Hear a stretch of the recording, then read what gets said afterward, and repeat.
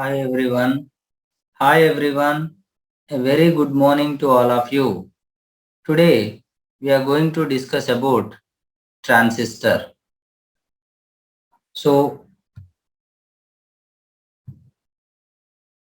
last class we have discussed about junction diode where we have studied only one junction, that is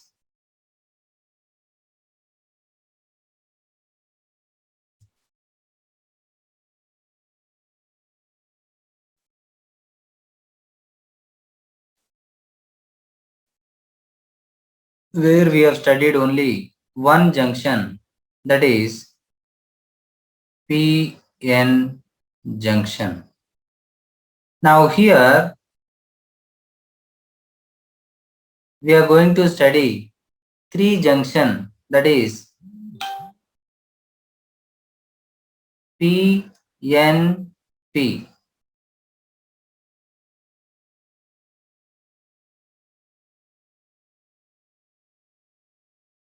So PNP or else NPN. So this is a three terminal device, whereas last class we have studied about two terminal device called PN junction diode. Here also same PN junction diode will be there, but here two junctions are there, where between two P there is one N type semiconductor, or between two N there is a P type semiconductor. So there are two types, either PNP or NPN. And here we have defined them like emitter, base, collector. So we have named it as emitter, base, collector. This is the name of these three terminals, which we denote with this symbol. Like here if you see emitter, collector, base. Similar way, emitter, collector, base. So now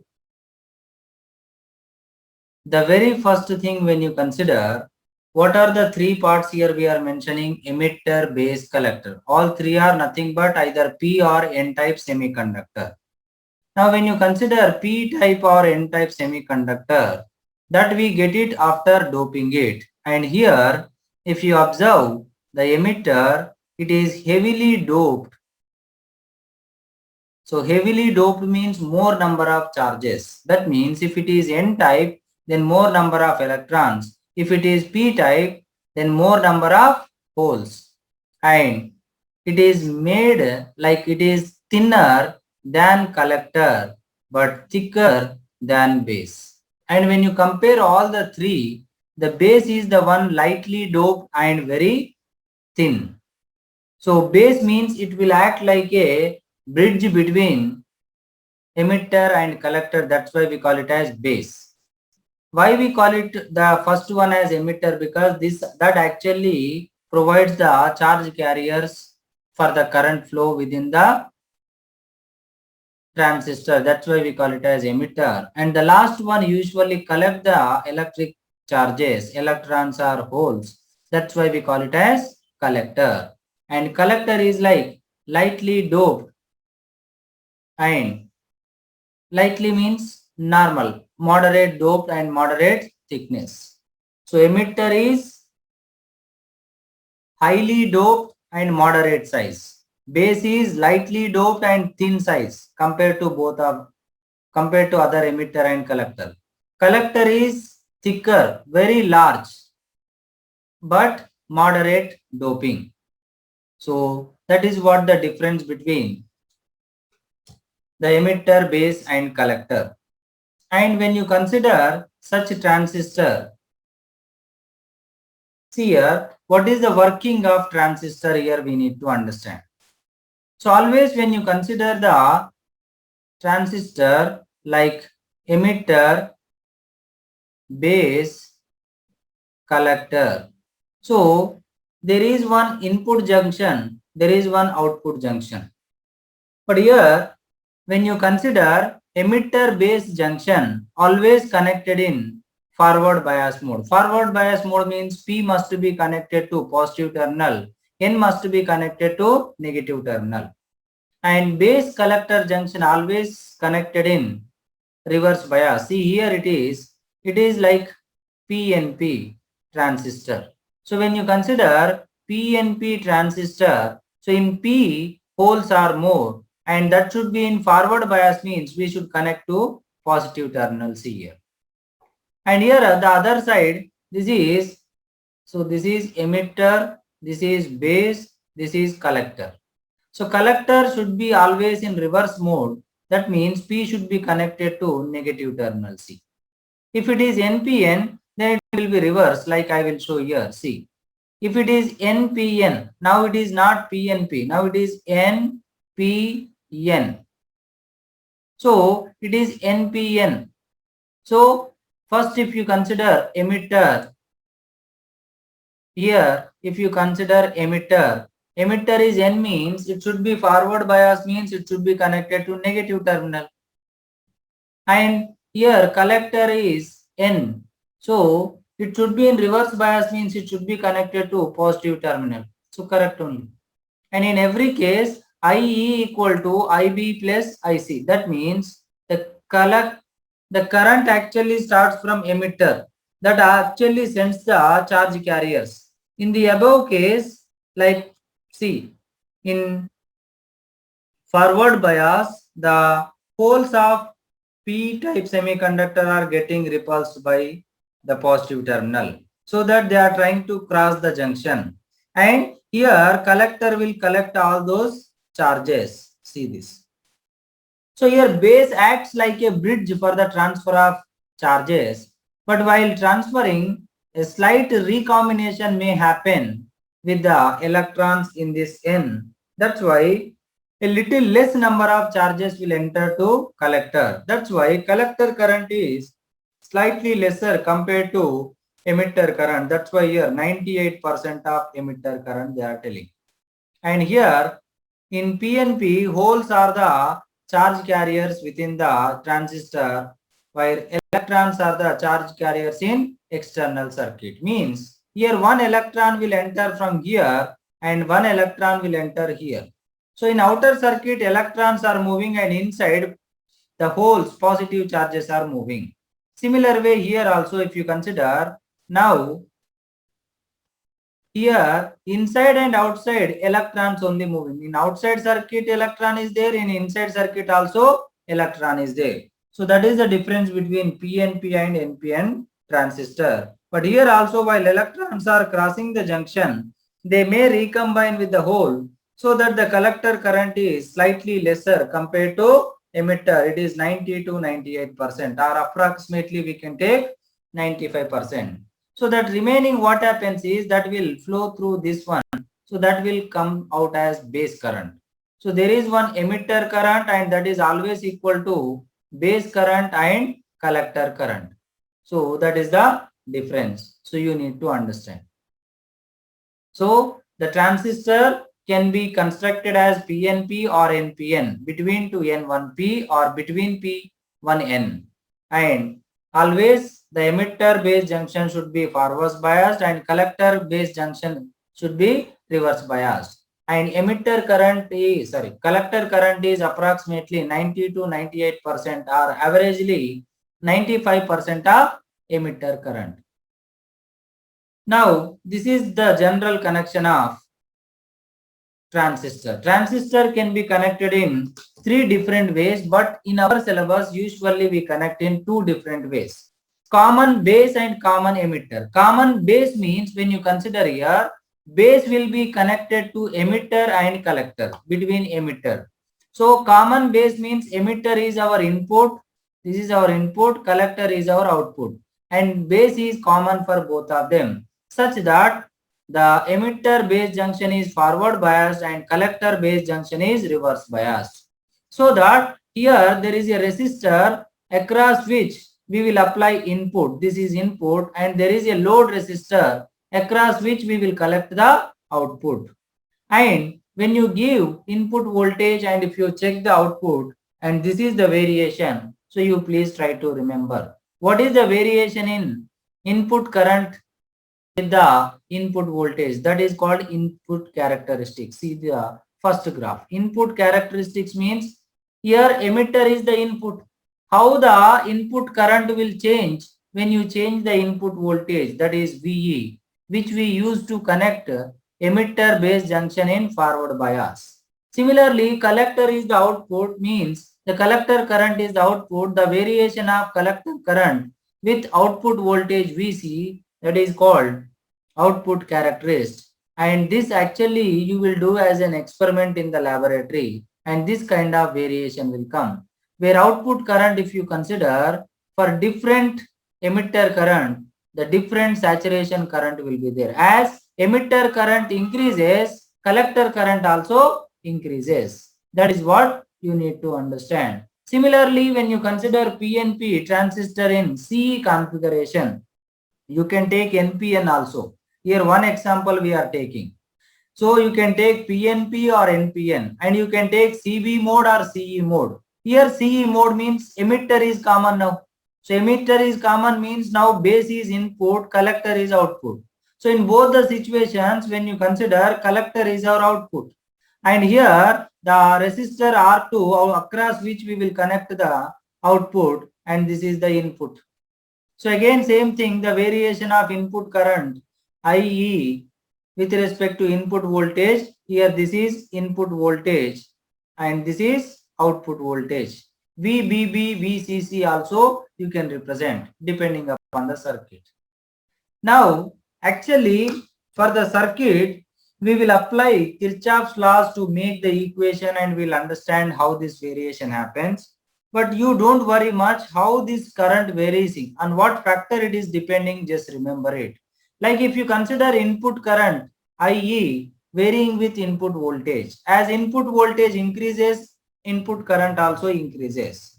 And output current here, collector current, that is also changing with respect to input current. As input current increases, the output collector current is also increasing.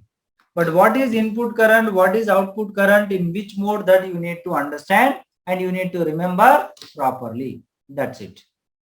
Now, as I said, the major thing, transistor works as an amplifier. See, don't worry much. So please try to understand and try to remember in a simple way. And we have not discussed much also earlier about this. That's why I'm trying to tell you in a simple way. When you take a transistor and give some input as alternating voltage, so where here, this one. So here base is common. So base is common means this is common base mode. So here we are giving some input. So this is our input. Then here you will get some output such that the amplitude of the output will be higher than the input. That means it got modulated or it got increases. This increase in amplitude is nothing but we call it as amplification. Amplification means increasing the amplitude of the varying current or voltage. That only called amplification. That device only called amplifier. So transistor will work as amplifier. Actually, there are three different regions in which transistor works. Transistor can work as switch, transistor can work as amplifier, and all those things. But for the neat interest, I am just specifying the transistor will work as an amplifier, so that there is a gain in output current. So the ratio of output current by input current, we call it as the current gain. So there must be corresponding voltage gain if you multiply with resistors, output resistor and input resistance. There also the power gain. So there is a gain in current, voltage and power because of this amplifier. Now, similar way, when you consider the PNP transistor, but here common emitter. So the earlier one common base, now here common emitter. So when you consider common emitter, here the difference is emitter will be connected as common to base as well as collector. So that's why it is called common emitter. But always you need to make sure that base and emitter is connected in forward bias. and the collector is connected in reverse bias. That is what you need to understand. Now, but here what happens is, here also amplification happens, but the output is out of phase with the input. The input is, when it is positive, output is coming negative. But same amplitude will increase here also, but there is a phase change happens. That you need to remember. How much phase change happens? 180 degrees. So again I am requesting, please don't go deep inside it. So just remember it. In common emitter configuration, there is a phase change of 180 degrees, and in common base there is no phase change, but the purpose is same, to increase the amplitude. So this way, when you give input, there is a change in the output amplitude. That process we call it as amplification, and that device we call it as amplifier. And here is the formula that in case of common base, we represent that output is collector current, input is emitter current. So change in collector current by change in emitter current is called current gain, or simply you take this ratio. This is called current gain in common base alpha. Similarly, in common emitter beta, there also output collector, but input is IB, base current. So IC by IB. Or in blind way, you remember, common base means base will not be there. IC by IE. Common emitter means, here if you see, IC by IB. So that is the difference. So the very first question they can ask based on current gain in either common base mode or common emitter mode. Also sometimes they will ask you the relation between them. Like IE equal to IB plus IC. I said, and if you manipulate both the equations, this is the relation between alpha and beta. So try to remember this relation also. Based on this also question can come. So if you remember current gain, voltage gain, power gain of common base and common emitter, then based on those formulas question can come. One simple and formula based question, nothing else. Don't think much and don't try to solve very big questions.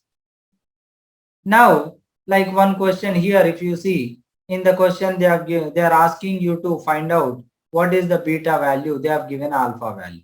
So if you know the relation directly, you can find it. There are two alpha, so two questions you can solve it. And in another question, calculate the emitter current IE in a transistor for which beta and IB. Beta and IB they have given. So beta equal to what? Common emitter mode, IC by IB. So beta given, IB given, so you can find IC. But they are asking IE. After finding IC, IE equal to IB plus IC.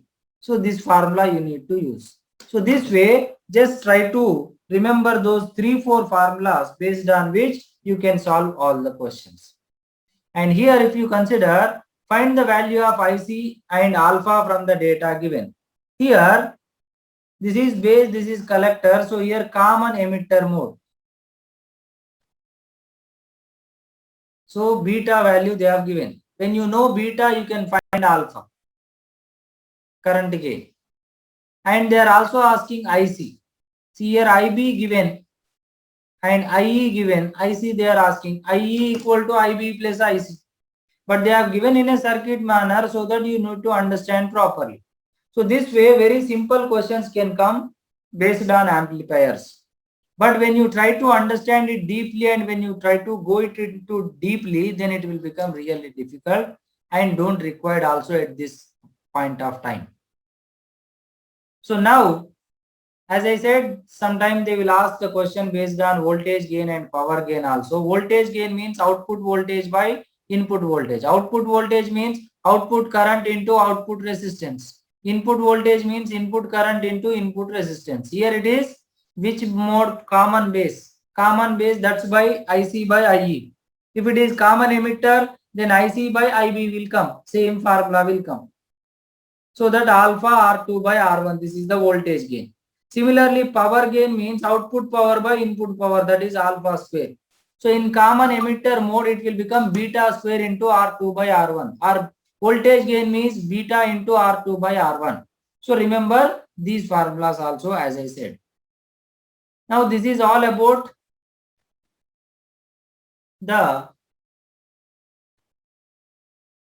this is all about the amplifiers. Now we will study about digital electronics where logic gates. So what are the different type of logic gates are there? So based on that we need to understand. And for digital circuits we use binary system where I'll just tell you in a simple way. 20 suppose you consider, that is normal integer. Now if you divide with 2, suppose 2 tens are 20, so 0 will come. So 2 fives are 10, so remaining 0. 2 twos are 4, so now here 1 will come. Now 2 ones are 2, so 0 will come. So that if you write from the bottom 1 0 1 0 0. Now here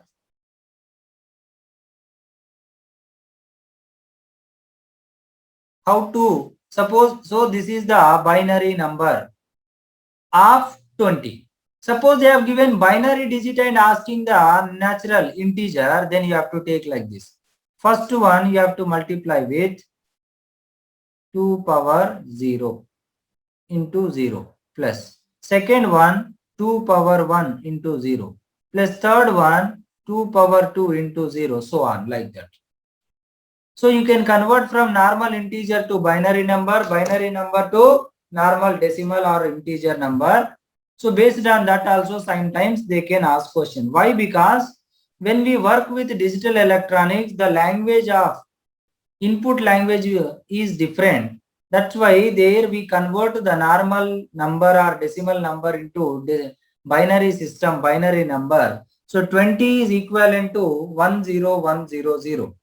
So the process of converting is this one. So please try to remember it. So chances are less, but they can ask you convert the integer to binary or binary to decimal system, decimal to binary system or binary to decimal system. Now when you consider the gate part, logical gates. So there are three important gates. One is OR gate and AND gate and NOT gate. Where if you consider OR gate, this is the general representation where two inputs are A, B and output is Y. And OR gate means when you give both inputs 0, 0, then only output 0. For remaining all the cases, the output is 1. Means even if one input is working, then output will come. If both are working, then obviously it will come. Even in case one is working, also output will come. And such kind of gate we call it as OR gate. But AND gate is opposite to this. When both are 1, then only output will come. For remaining all cases, the output will not come. And this is the representation of AND gate. Where inside the gate nothing but it is a construction of transistor only. But we don't get any questions based on construction of the gates, diodes and transistors. We want only the truth tables and what is the logical logic behind the gate and what is the representation of that gate. Where OR gate means A plus B, AND gate means A dot B. So here you can write 0 plus 0, 0, 0 plus 1, 1. But 1 plus 1 also 1, that is OR gate. And here 1 into 0, 0, 0 into 1, 1. Sorry, 0, 0 into 0, 0, but 1 into 1, 1. So that is the AND gate called. And NOT gate means opposite of input. If you give input 0, output will be 1. If you give input 1, output will be 0, like that. So the question can come in this manner. And this is the representation of NOT gate. Only one input, one output. And the combination of OR plus NOT and AND plus NOT, we call it as NOR and NOT.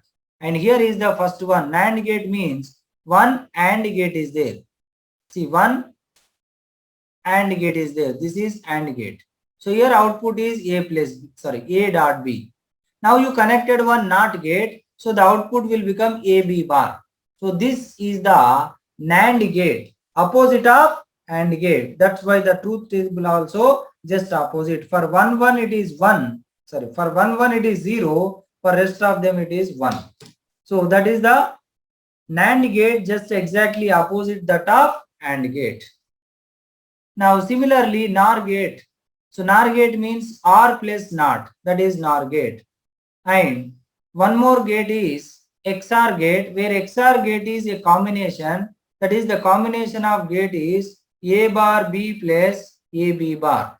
So based on, see this question, if you understand how to construct A bar B plus AB bar, see here, so this is one input of plus means OR gate. So you have to draw one OR gate first, where output is this one. Now one input should come from here like this. That means that should come from A bar dot B bar means one AND gate. And this also should come from one AND gate, where the inputs are like A bar B and AB bar, so that we can arrange.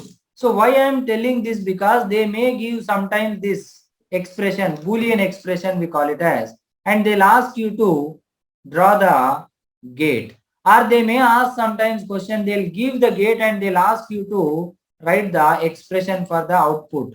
Or sometimes they will give gate or expression and they'll ask you to write the truth table. Then you need to check one by one. Like suppose here I am just telling you, suppose 0, 0 you have taken. Here 0, 0 input you have given.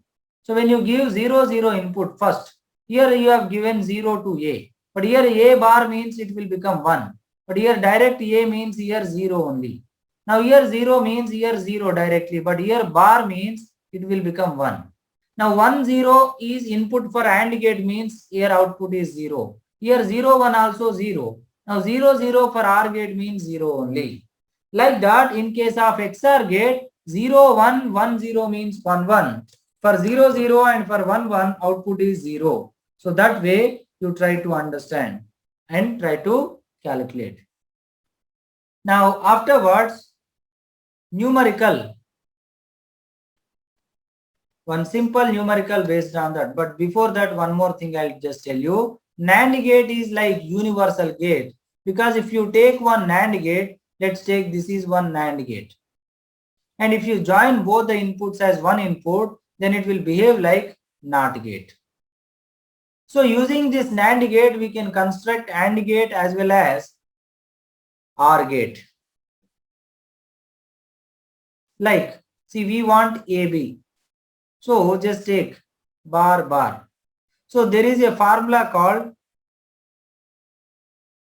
A plus B bar means we can write it as A bar dot B bar, and AB bar means A bar plus B bar. So that here, see, one bar is there and AB bar means A bar plus B bar.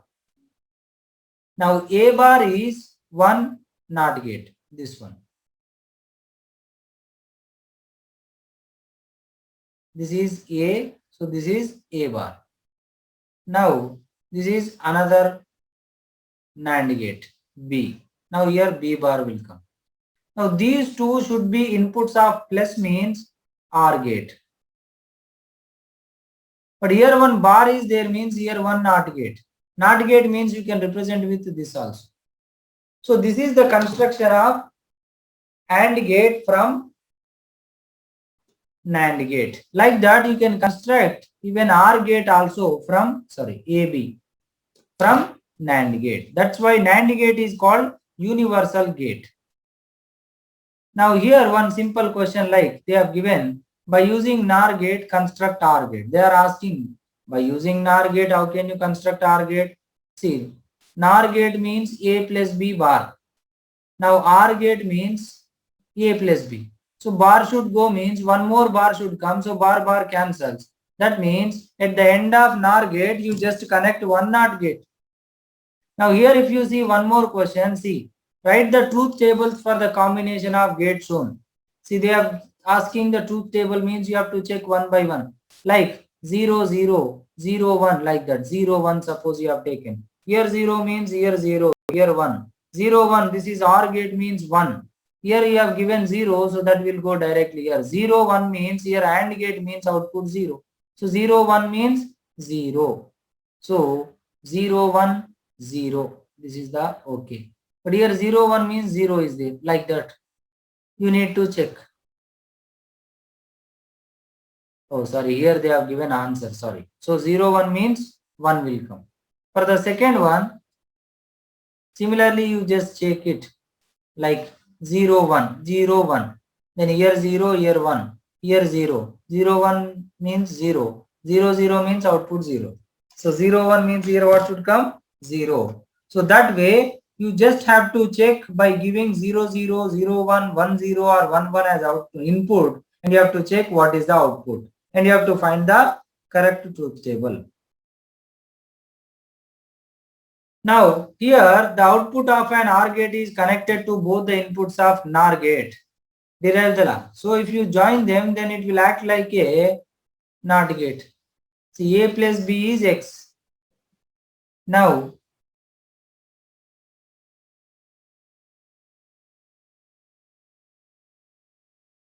that is connected to both the inputs of NOR gate. Now, this is NOR gate.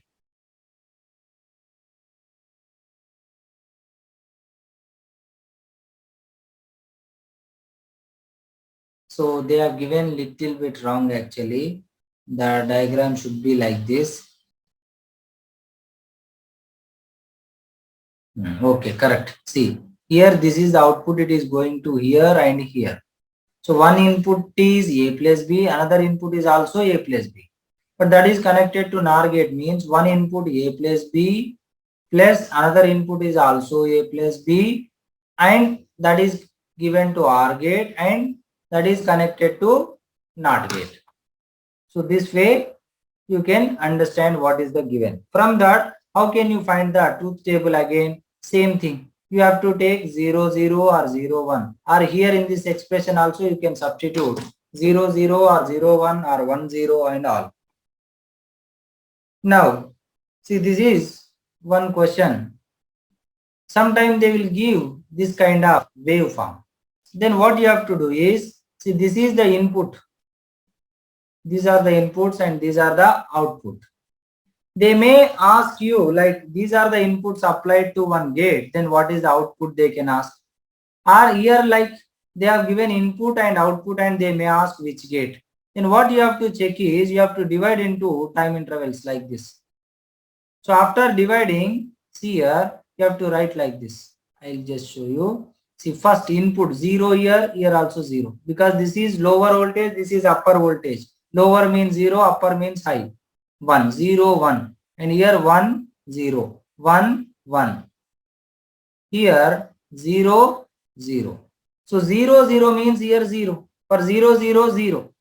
For 0, 0 input, 0 output. For 0, 1 also 0. For 0, 1 also 0. For 1, 0 also 0. For 1, 0 also 0.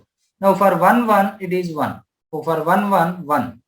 So only for 1, 1, 1. For remaining all 0, 0 means it must be what kind of gate? AND gate.